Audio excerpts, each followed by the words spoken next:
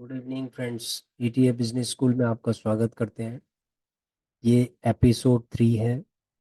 इसमें 40 to 60 years age group के लिए ईटीएफ इन्वेस्टिंग के बारे में है। जब आपकी एज 40 ईयर्स हो जाती है तो इसका मतलब है कि आपको जो भी डोमेन, जहाँ भी जिस भी डोमेन में आपने काम किया है उसमें आपको एक अच्छा खासा एक्सपीरियंस हो जाता है। ठीक है, और आप बहुत ही एनर्जेटिक होते हैं। और इस एज में आपकी कुछ पार्शियल इन्वेस्टमेंट्स भी होती है या सेविंग होती है। ठीक है, जैसे फॉर एग्जांपल हो गया, अगर आपने 25 साल से अपनी जॉब स्टार्ट की होगी तो आपने थोड़ा थोड़ा करके कहीं ना कहीं सेविंग किया होगा, या फिर आपका कोई पीपीएफ या कुछ ना कुछ आपने सेविंग की होगी। तो वो जो सेविंग अमाउंट है वो डिपेंड करता है कि आपने उसको कंपाउंडिंग किया है या नहीं किया।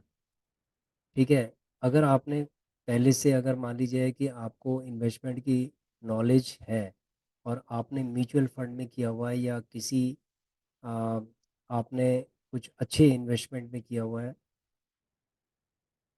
आपने लेस रिस्क वाले इन्वेस्टमेंट प्लान में किया हुआ है, तो आपके पास फंड होगा। ठीक है, तो आपको क्या है कि वो फंड आपको यूज़ नहीं करना है, उसको कोई भी रिस्क में आपको उस फंड को नहीं डालना है। क्योंकि अगर आप फंड को रिस्क में डालोगे तो क्या होगा, वो फंड में डेंट लग सकता है और उसको नुकसान हो सकता है आपको। तो इसीलिए फ्रेंड्स, आपको अगर मान लीजिए आपने म्यूचुअल फंड या ईटीएफ में आपने पहले इन्वेस्टिंग नहीं की है 40 ईयर्स तक की, तो आप क्या कर सकते हैं, आप धीरे धीरे करके एसआईपी मॉडल पे आ सकते हैं। आपको क्या करना है कि ईटीएफ के ऊपर आपको एसआईपी स्टार्ट करनी है। ठीक है, सपोज मान लीजिए आपके पास 1 लाख रुपए का फंड है और 1 लाख रुपए का आप 5-5 हज़ार करके आप 5,000 करके आप एसआईपी कर सकते हैं। सबसे पहले एसआईपी से स्टार्ट करो, क्योंकि स्टॉक मार्केट के अंदर यदि आप ईटीएफ पे भी इन्वेस्टमेंट कर रहे हैं या किसी म्यूचुअल फंड में इन्वेस्टमेंट कर रहे हैं तो आपको एसआईपी वाले मॉडल पे आना चाहिए। क्योंकि मार्केट के अंदर जो उथल पुथल होती है उसको आपको समझना पड़ेगा कि कहाँ पर आपको बाय करना है, कहाँ पर आपको होल्ड करना है और कहाँ पर आपको सेल करना है। तो ये जो एस्पेक्ट्स हैं ये आपको समझने पड़ेंगे। हमारी वीडियोस हैं, वर्कशॉप है, उसके बाद ईटीएफ के बारे में हमने एक प्ले लिस्ट में ईटीएफ्स की जानकारी दी है।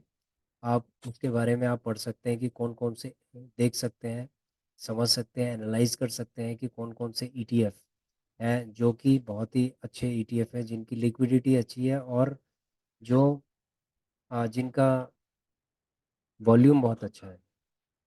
तो उस तरीके के जो ईटीएफ है वही ईटीएफ लेने चाहिए जिनका वॉल्यूम अच्छा है। उनको हम अच्छा ईटीएफ इसलिए मानते हैं क्योंकि जिस टाइम हमें सेल करना है वो इंस्टेंटली सेल हो जाते हैं।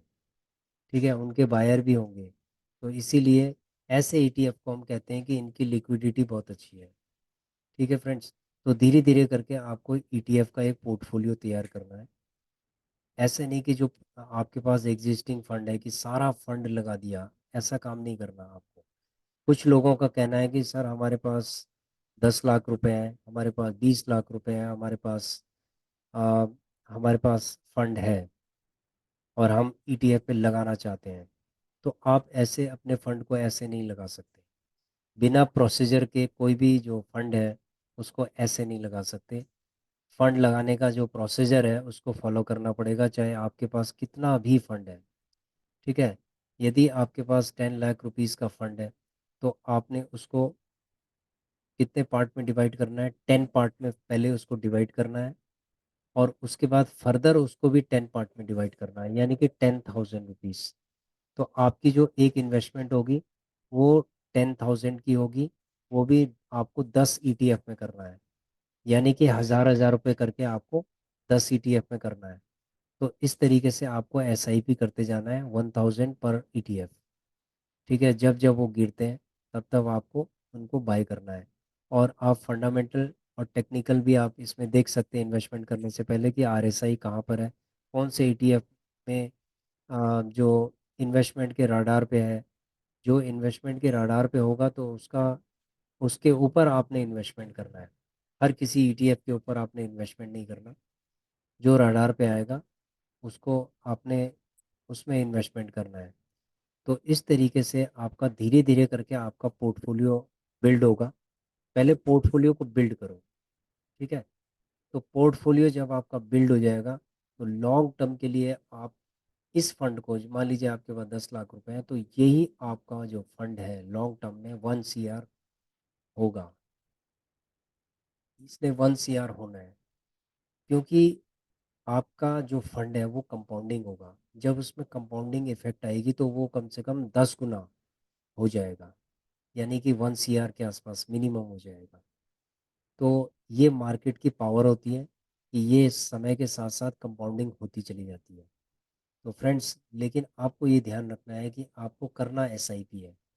बहुत सारे लोग ये कहते हैं कि 10 लाख का फंड है, हम कहाँ कौन से ETF में एक साथ लगा दें। देखो, एक साथ लगाने से ना आपका एकदम से कोई प्रॉफिट एकदम से नहीं बन जाएगा। मार्केट रिवर्स कर गई, फिर उसके बाद आप होल्ड करते रहोगे, आप डर जाओगे, आप फिर आप माइनस में उसको सेल कर दोगे, क्योंकि आपकी साइकोलॉजी अभी इतनी बिल्ड नहीं हुई है कि आप कितने माइनस को आप झेल सकते हो।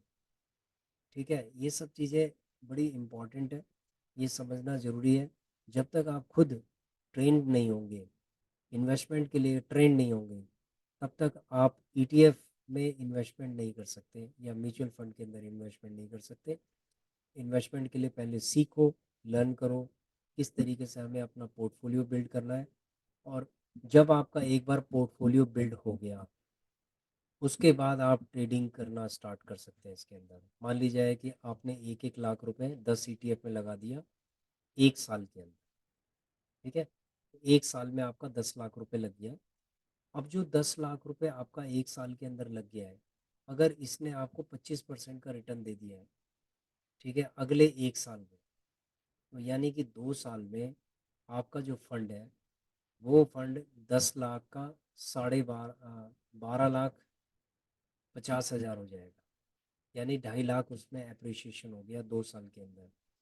फिर उसके बाद जो 2.5 लाख है उसको री इन्वेस्ट करोगे, इसी तरीके से अप्रिसिएशन होता जाएगा, होता जाएगा, होता जाएगा, और ये जो आपका 10 लाख है ये 1 करोड़ बन जाएगा। लेकिन आपको री इन्वेस्ट करते जाना है, और वो भी SIP मॉडल पे, तभी जाके ये आपका ऑब्जेक्टिव पूरा होगा। तो फ्रेंड्स, आप समझ गए होंगे मैं क्या कहना चाहता हूँ। यदि आपके पास फंड है तो आपको सबसे पहले पोर्टफोलियो बिल्ड करना है। पोर्टफोलियो बिल्ड करने के बाद तब जाके आप इसके अंदर ट्रेडिंग भी कर सकते हैं। ट्रेडिंग में क्या होगा कि जो जो 25-25% आपके बनते जाएंगे ETF, उनको निकालते जाइए, और जो 20-20% आपको देंगे, 25-25% देंगे, उनको आप हटाते जाइए, और फिर आप SIP मॉडल पे आप आ जाइए। और उसके बाद धीरे धीरे करके आप 3-3 महीने यानी 1-1 क्वार्टर के अंदर भी आप प्रॉफिट बुक कर सकते हैं। देखो, ETF आपको 1 महीने के अंदर प्रॉफिट दे देगा, लेकिन 3 महीने के अंदर ये कम से कम आपको 10 से 15% का रिटर्न दे सकते हैं। 3 महीने में 10 से 15% का रिटर्न दे सकते हैं आपको, ठीक है। इस तरीके का रिटर्न जो है हमें 3 महीने से 4 महीने में आया, 20-20% का रिटर्न हमें दिया है ETF ने। तो ETF इतना पावरफुल है। तो आपको सबसे पहले ध्यान रखना है कि आपको अपने फंड को सिक्योर करना है।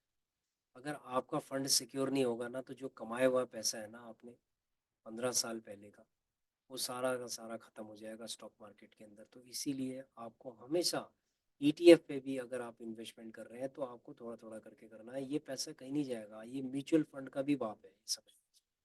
ये इतना कंपाउंडिंग होगा कि आपका अगर 10 लाख है ना, अगर मार्केट अच्छी होगी ना, तो ये 1 CR से 2 CR भी बना सकता है आपका। ठीक है, समझ गए फ्रेंड्स। तो 40 to 60 ईयर्स में आपको इसी तरीके के पोर्टफोलियो तैयार करने हैं, और आपने रिटायरमेंट प्लान के लिए यानी फाइनेंशियल इंडिपेंडेंट आप 55 साल में, ताकि आप फाइनेंशियल इंडिपेंडेंट हो जाओ, और जितनी सैलरी आपको अभी मिल रही है इतना आपको मिलता रहे, ताकि आप फाइनेंशियली इंडिपेंडेंट हो जाओ और आप अपना काम करो। जो भी हॉबी वाला काम है या जो भी आपकी दिलचस्पी वाला काम है वो आप कर सकते हो। पैसे की आपको दिक्कत नहीं रहेगी, वो अपने आप आता रहेगा पैसिव इनकम से। तो लेकिन उस लायक आपको बनना पड़ेगा कि ताकि आपको पैसिव इनकम आती रहे।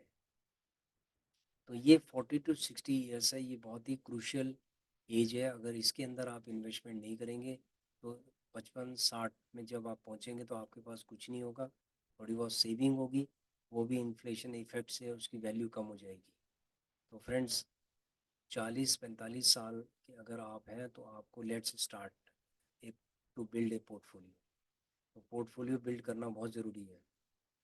अगर आपकी एज मान लीजिए 55 साल ऑलरेडी हो गई है तो आपका शायद मन नहीं करेगा कि मैं स्टॉक मार्केट में इन्वेस्टमेंट करूं या मैं ईटीएफ में इन्वेस्टमेंट करूं। तो कुछ लोग ऐसे हैं जो 50 साल के बाद यानी 55 साल के बाद वो ऑप्शंस एंड ट्रेडिंग में आ जाते हैं और अपना सारा पैसा बर्बाद कर देते हैं। जो उन्होंने सारा कमाया होगा 15 साल में, वो सारा का सारा पैसा वो बर्बाद करके वो मार्केट को दे देते हैं। तो फ्रेंड्स, ऐसा कभी मत करना, ये गलती की ऑप्शंस एंड ट्रेडिंग के अंदर तो ये समझ लो कि आपको आना ही नहीं चाहिए। मतलब 50 साल के बाद ऑप्शंस एंड ट्रेडिंग ये समझ लो आपके लिए निषेध है। आप ये समझ लीजिए, क्योंकि आपने जो कमाया वही इसके अंदर सारा गंवा दोगे। ठीक है। आप यूट्यूब में जो लोग हैं उनके इन्फ्लुएंस में मत आइए, क्योंकि वो 1 लाख में से शायद एक आध कोई एग्जाम्पल हो सकता है जो सक्सेसफुल होगा, और वो शायद अपने लॉसेस नहीं दिखाएगा, अपना सिर्फ प्रॉफिट ही प्रॉफिट दिखाएगा। इन कहीं ना कहीं पेड इंटरव्यूज़ होते हैं, उन पेड इंटरव्यूज़ को करवाते हैं, अपनी सोशल मीडिया पे अपनी वाहवाही करवाते हैं। ठीक है। उनका वाहवाही करने का तरीका ये होता है कि पहले मैंने लॉस किया था, फिर मैंने रिकवर कर दिया और अब मैं करोड़पति बन गया। बस इस तरीके की स्टोरियाँ रहती हैं कि किसी भी स्टोरी को आप देखेंगे ना यूट्यूब में कि पहले मैं करोड़ों रुपए का पहले लॉस हुआ, लाखों रुपए का लॉस हुआ, फिर हमने वो रिकवर किया और अब क्या है कि हम करोड़ों रुपए आगे चले गए हैं।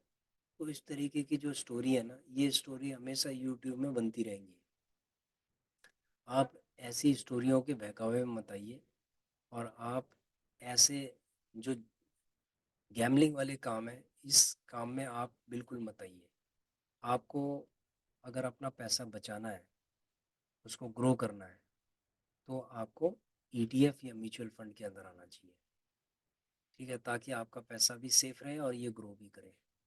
ठीक है फ्रेंड्स, तो ये एपिसोड 3 है जो आपको 40 साल से 60 साल की एज के लिए बताता है कि आपको ईटीएफ में इन्वेस्टमेंट किस तरीके से करना चाहिए, एक पोर्टफोलियो बिल्ड करके करना चाहिए।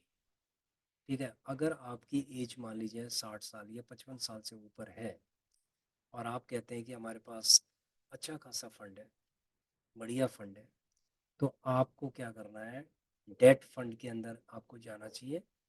डेट फंड वो हम बताएंगे आपको, एल टी गिल्ड बीज है जो ईटीएफ है, और वो डेट फंड है, उसमें बॉन्ड्स हैं। तो वो आपको साल भर का 12% तक का आपको वो रिटर्न दे सकता है। तो बहुत ही सिक्योर होता है और सेफ होता है, और उसके अंदर स्ट्रेटजी बताएंगे। इसके अंदर यदि आपकी एज 55 साल से ऊपर हो गई है यानी 60 साल के आसपास है, तो अगले वीडियो में हम बताएंगे आपको, एपिसोड 4 के अंदर बताएंगे कि सिस्टमेटिक विड्रॉल प्लान क्या होता है और वो किस तरीके से हमें करना चाहिए। ये चीज़ हम आपको बताएंगे, और उसके लिए आपको किस तरीके की तैयारी करनी है।